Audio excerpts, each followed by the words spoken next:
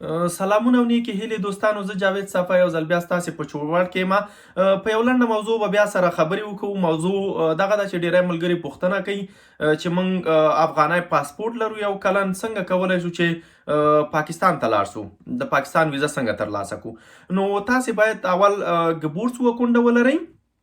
دا ډیره ضروری ده، باید ګبورس وکونډه در سره وي، ځکه چې هغې هلته غواړي که تا سره افغاني پاسپورټ وي، که د دیز هغه شین غایزه پاس چې ورته وایي، هغه د سفر اسناد چې دي هغه ولرئ. نو هغې پورې تړلی نه ده، فقط ستاسې هغه ګبورس وکونډه لکه تولد کارت چې ده هغه له تاسې نه هلته غواړي. بعد هغې نه تاسې کولی هم سئ چې د کوم ملګري نه هغه دعوتنامه راوغواړئ، او یا هملته هم هلته خلک شته ده چې هغوی تا ته دعوتنامه هم 50-60 روپۍ تاسې نه اخلي، هغه درته هلته جوړئ او ویزه درته درکوي. نو ویزه باید ستاسې په پاسپورټ کې تقریبا ویزه کې مو 6 میاشتې وخت وي، چې 6 میاشتې نه وخت کم وي نو بیا هم تاسو ته ویزه نه درکول کیږي. نو اقلا 6 میاشتې وخت مو په ویزه کې، د جرمني ویزه چې تاسو ته درکړې د هغې دا شرط ده چې باید 6 میاشتې وختي چې ویزه مو ختمه نشي.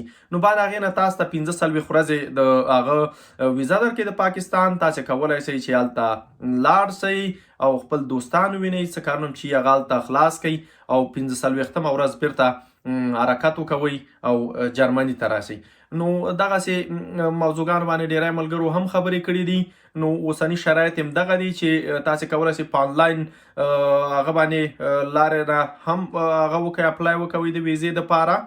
خو اړینه دا ده چې تاسې باید هغه ولرئ، ګبورس وکونډ هغه کم تولد کارتونه چې دي. نو د هغې نه بغیر نه کیږي، ځان مه ستړی کوئ.